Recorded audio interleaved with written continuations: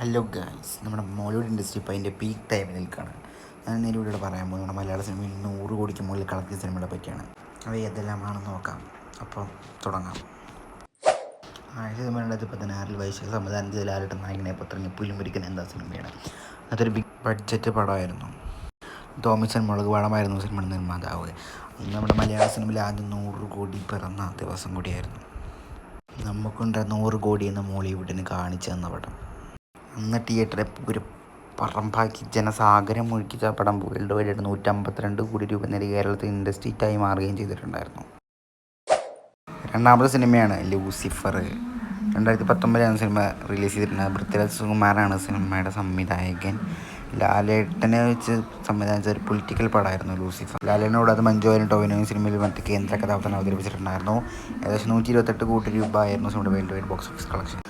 മൂന്നാമത്തെ പടം 2012 നടന്ന ഒരു വലിയ പ്രളയ ദുരന്തത്തിന് ആസ്പദമാക്കി ജൂഡ് ആൻ്റണി, ജോസഫ് ടോവിനോ, ആസിഫ് അലി, കുഞ്ചാക്കോ തുടങ്ങിയ എമ്പൻ സർക്കാസിനെ സംബന്ധിച്ച മൾട്ടി സ്റ്റാർ സിനിമ 2018 എന്ന cinema world wide box office 125 കോടി രൂപ നേടി ഇൻഡസ്ട്രിയും മലയാള സിനിമയുടെ ടോപ്പറായി സിനിമ മാറുകയും ചെയ്തു. നാലാം സിനിമയാണ് പ്രേമലു. ഗിരീഷ് ഷെയുടെ സംബന്ധിച്ച നസ്രീനും മമിത ബൈജുവും കേന്ദ്ര കഥാപാത്ര സിനിമയാണ് പ്രേമലു. 2024 ഫെബ്രുവരി മാസം സിനിമയുടെ റിലീസാണ്. 1 കോടി രൂപ ബഡ്ജറ്റിൽ വന്നിട്ട് വേൾഡ് വൈഡ് 136 കോടി തൂക്കിയ സിനിമ കൂടിയാണ് പ്രേമലു എന്ന സിനിമ. ഈ ഒരു സിനിമയോട് കൂടി രണ്ടുപേരും ലൈഫ് തന്നെ മാറുകയായിരുന്നു. അഞ്ചാമത്തെ സിനിമയാണ് മഞ്ഞുമൽ ബോയ്സ്. 2009 സംബന്ധിച്ച റിയൽ ഇൻസിഡന്റ് ബേസിൽ ചിദംബരം സംബന്ധം ഒരുക്കിയ സിനിമയാണ് മഞ്ഞുമൽ ബോയ്സ്. സൗബിൻ ഷാഹിർ, ബാസി, ഗണപതി തുടങ്ങിയ വമ്പൻ താരനിരുന്ന സിനിമയിലുണ്ടായിരുന്നു. 241 കോടി രൂപ നേടി ഇൻഡസ്ട്രിയും മലയാള സിനിമ ഏറ്റവും കൂടുതൽ കളക്ഷൻ സിനിമയുടെ മഞ്ഞുമൽ ബോയ്സ് മാറുകയും ചെയ്തു. ആറാമത്തെ സിനിമയാണ് ദ ഗോഡ് ലൈഫ്. ബ്ലെസിയുടെ സംവിധാനത്തിൽ പുറത്തിറങ്ങിയ ട്രൂ ഇവൻ്റ് ബേസ് എടുത്തിട്ടുള്ള പടമാണ് പൃഥ്വിരാജിൻ്റെ ഗോഡ് ലൈഫ് എന്ന സിനിമ. ഒരുപാട് കാലത്ത് കാത്തിരുന്ന സിനിമ റിലീസ് ചെയ്തിട്ടുണ്ടായിരുന്നത്. ഭാഗം തന്നെ 158 കോടി രൂപ വേൾഡ് വൈഡ് ബോക്സ് ഓഫീസിൽ നേടി സിനിമ ബ്ലോക്ക് ബസ്റ്റർ ആവുകയും ചെയ്തു. ഏഴാമത്തെ 100 കോടി സിനിമയാണ് ആവേശം. ജിത്തും മാധവൻ്റെ സംവിധാനത്തിൽ ഫഹദ് ഫാസിൽ കേന്ദ്ര കഥാപാത്രമെത്തിയ ഗാങ്സ്റ്റർ സിനിമയായിരുന്നു ആവേശം.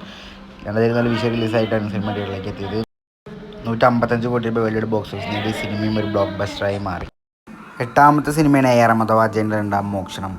ഈ ഒരു സിനിമയും തിയേറ്റർ വലിയ ഹിറ്റായ സിനിമയാണ്. ടോവിനോ കൂടാതെ കൃതി ഷെട്ടി, ബേസി ജോസഫ് തുടങ്ങിയ ഒരു സിനിമയാണ്. 105 കോടി നേടി സിനിമ തിയേറ്ററിൽ ബ്ലോക്ക് ബസ്റ്ററായി മാറി. ഇതിനാലാണ് നമ്മുടെ സംവിധായകൻ.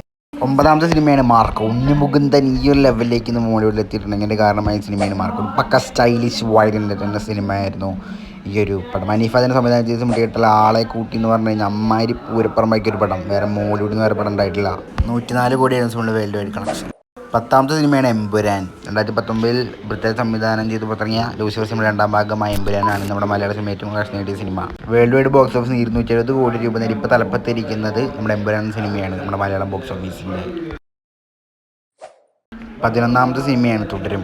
എമ്പുരാൻ സിനിമത്തിൽ ഹിറ്റായെങ്കിൽ ആ പടത്തിന് ചെറിയ ക്ഷീണം വന്നു. ലാലേട്ടനെ വേണ്ട രീതിയിൽ ഉപയോഗിക്കാൻ അവിടെ സാധിച്ചിട്ടില്ല. പക്ഷെ അതിനുള്ള തിരിച്ചറിവെടുത്ത സിനിമയായിരുന്നു തുടരും എന്ന പടം. തരുൺ മൂർത്തി സമയത്തിൽ ലാലേട്ടൻ്റെ പുറത്തിറങ്ങിയ പടം അന്ന് തിയേറ്ററിൽ ഉണ്ടാക്കിയെടുത്ത ആ ഒരു ഓളുണ്ട്. അതൊക്കെ കിട്ടില്ല തന്നെ. വേൾഡ് ആയിട്ട് 230 കോടി രൂപ നേടി സിനിമ തിയേറ്ററിൽ ബ്ലോക്ക് ബസ്റ്ററായി മാറി. 12ാമത്തെ സിനിമയാണ് ലോക ചാപ്റ്റർ 1 ചന്ദ്ര.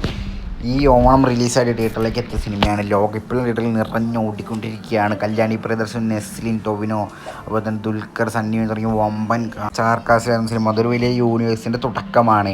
കല്യാണിയുടെ അഴിഞ്ഞാട്ട് നെസ്ലിൻ്റെ കോമഡിയും കൂടെ തന്നെ മമ്മൂക്കി സിനിമയിൽ വരുന്നുണ്ട്. മൂത്തവർ ടൊവിനോ, ദുൽഖർ തുടങ്ങിയ വമ്പൻ ഇനി വരാൻ പോകുന്ന ഈ യൂണിവേഴ്സിൻ്റെ ബാക്കി പടങ്ങളിലേക്ക് ഇവരൊക്കെയാണ് വരാനായിട്ട് പോകുന്നത്. എന്തായാലും ഇപ്പം 9 ദിവസം കൊണ്ട് തന്നെ 150 കോടിക്ക് മുകളിൽ സിനിമ കളക്ട് ചെയ്തേക്കാണ്. എന്നാലും സിനിമ ഹിറ്റ് തന്നെ മുന്നേറിക്കൊണ്ടിരിക്കുകയാണ്. 300 കോടിയാണ് പ്രതീക്ഷിക്കുന്നത്. 300ലേക്ക് എത്തിയില്ലെങ്കിലും എമ്പുരാനെ മറികടന്ന് മലയാള സിനിമയിലെ ഹൈയസ്റ്റ് ഗ്രോസറായിട്ട് ലോകം മാറും, അത് ഉറപ്പാണ്.